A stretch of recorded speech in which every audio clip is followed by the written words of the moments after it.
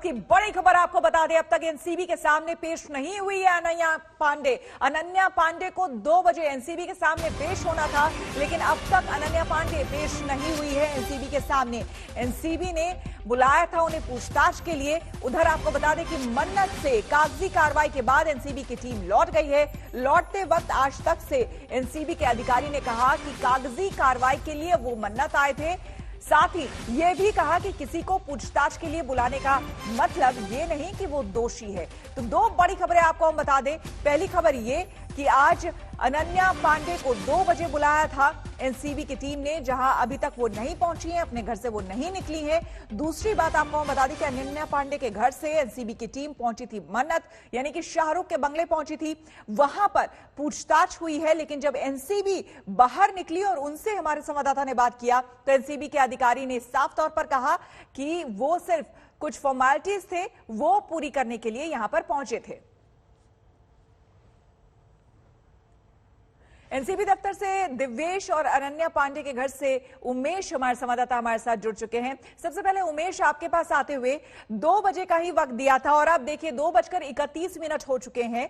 क्या कोई हलचल वहां पर आपको देखने को मिल रही है?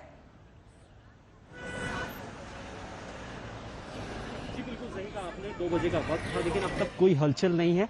ये मैं आपको तस्वीरें दिखाऊं, इसी बिल्डिंग की पहली मंजिल पर अनन्या पांडे अपने पूरे परिवार के साथ रहती हैं।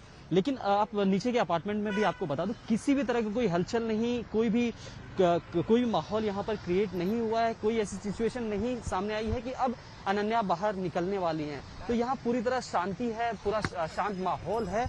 और साथ ही बाहर के नज़ारे की बात करूं तो कुछ आसपास के जो लोग हैं, जब से उन्हें खबर मिली है कि एनसीबी के अधिकारियों द्वारा अनन्या पांडे को एनसीबी दफ्तर बुलाया गया है पूछताछ के लिए, तो कुछ बाहर लोग यहां पर जमा हुए हैं।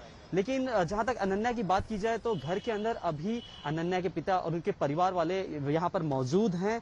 लेकिन 2 बजे का वक्त था, एनसीबी ने 2 बजे अनन्या पांडे को एनसीबी दफ्तर बुलाया था, लेकिन करीब 3:30 बजे का वक्त हो चुका है, लेकिन अब तक अनन्या पांडे अपने घर से नहीं निकली है। तो जायज है, हो सकता है कि अनन्या पांडे ने एनसीबी से वक्त मांगा हो, और कोई कल्प्रिट नहीं है, ना कोई आरोपी है, तो उन्हें वक्त दिया जाएगा। कल का वक्त ले सकती हैं, उसके बाद का कोई वक्त ले सकती हैं। तो जायज ये भी है कि वो दूसरी डेट्स में जाकर एनसीबी की पूछताछ का हिस्सा बन सकती हैं। जी बिल्कुल, दिव्येश हमारे साथ बने हुए हैं एनसीबी दफ्तर से। दिव्येश, आज जो है ताबड़तोड़ हमने देखा, छापेमारी तो हम नहीं कहेंगे, लेकिन ताबड़तोड़ एक्शन में हमें एक तरह से एनसीबी जो है वो देखने के लिए मिली। एनसीबी की टीम सीधे पहले सुबह सुबह अनन्या पांडे के घर, वहां समन दिया, उसके बाद शाहरुख के घर, वहां से मुलाकात की। हालांकि ये बताया बाहर निकलने के बाद ये एक फॉर्मेलिटी थी, कुछ डॉक्यूमेंटेशन थे, वो शायद वहां पर साइन करने थे, कुछ होना था, उसके लिए वो गई थी। लेकिन इस एक्शन के पीछे बड़ी वजह, क्या ये प्रोसेस का हिस्सा है या फिर कुछ और?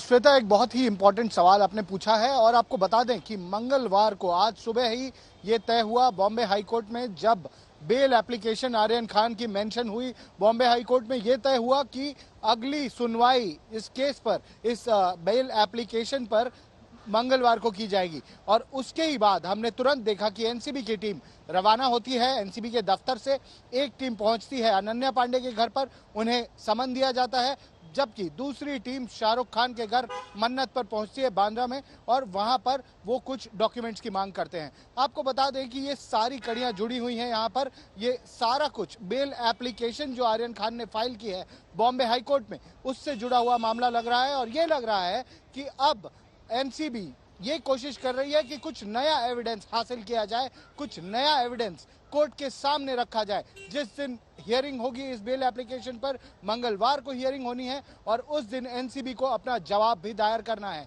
उस जवाब के साथ हो सकता है कि वो कुछ नया एविडेंस प्रस्तुत करना चाहते हैं और उसी के तहत बेल को अपोज करेंगे। आर्यन खान को बेल ना मिले इसकी कोशिश करेंगे, और उसी के लिए ये कोशिशें वो कर रहे हैं। अनन्या पांडे को बुलाया गया है, उन्हें एग्जामिन करने वाले हैं एनसीबी के अफसर।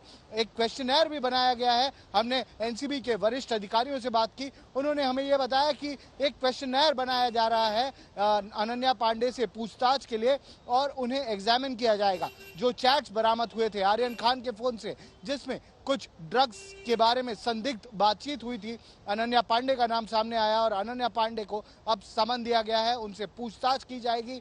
और पूछताछ में अगर किसी तरीके की कोई भी नई इंफॉर्मेशन सामने आती है तो इस स्टेटमेंट को, इस जवाब को बतौर एविडेंस कोर्ट के सामने रखा जाएगा, बॉम्बे हाई कोर्ट के सामने रखा जाएगा और आर्यन खान की बेल खारिज करने के लिए अपील करेगी नारकोटिक्स कंट्रोल ब्यूरो, जैसा कि उन्होंने पहले भी 2 दफे 2 कोर्ट्स में वो कर चुके हैं और दोनों ही कोर्ट्स ने आर्यन खान की बेल अर्जी को खारिज किया था।